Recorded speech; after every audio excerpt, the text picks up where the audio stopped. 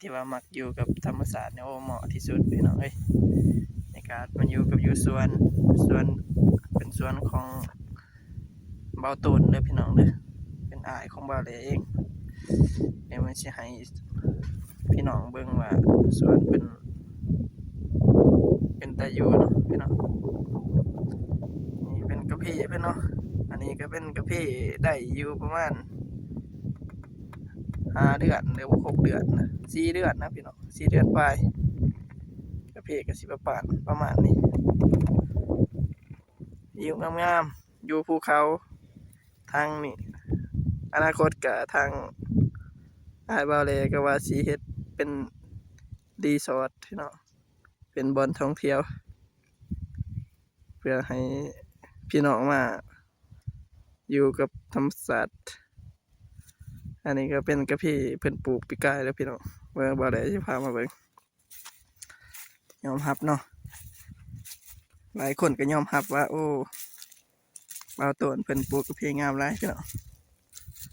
เพราะว่า FC จากพังไทยแล้วก็พังลาวอยากให้บ่าวได้มาถ่ายคลิปเกี่ยวกับสวนกาแฟบ่าวต้นอันนี้ก็ว่าเลยปลูกมะเขือแต่ก่อนก็เลยปะพี่น้องเมื่อยเจ็บแอวเนี่ยบ่สบายพี่น้องอันนี้ก็เป็นกาแฟเพิ่นได้ประมาณปี4-5 เดือนเด้อพี่น้องก็สิประมาณนี้โอ้เบิ่งใบงามพี่น้องเพิ่นเฮ็ดระบบบริษัทเขาพี่น้องที่ว่าสุดยอดเบิ่งใบพี่น้องเบิ่งใบแตกยอดออกคู่อันเด้อพี่น้องมีหมากเลยเด้อพี่น้องแต่ยังบ่หลายปีหน้าที่ว่าหลายร้อยล้านแน่นอนสำหรับกาแฟบ่าวต้นเนาะใครที่ว่ามักอยู่กับธรรมศาสตร์นี่เหมาะที่สุดพี่น้องที่ว่าวิวงามสุดแล้วพี่น้อง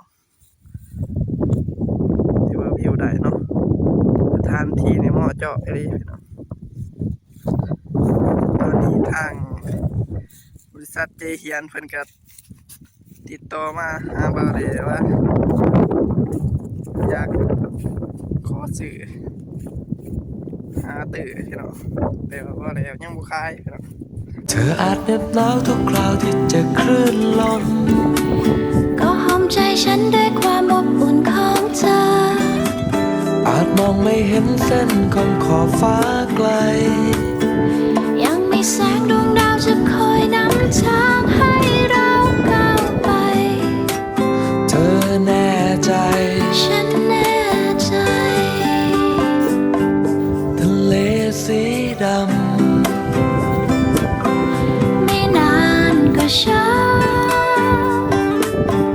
ค่ำคืนเหน็บหนาวจับมือฉันไว้ทะเลสีดำไม่ต้องหวั่นไหวจะทำเช่นไรกอดฉันไว้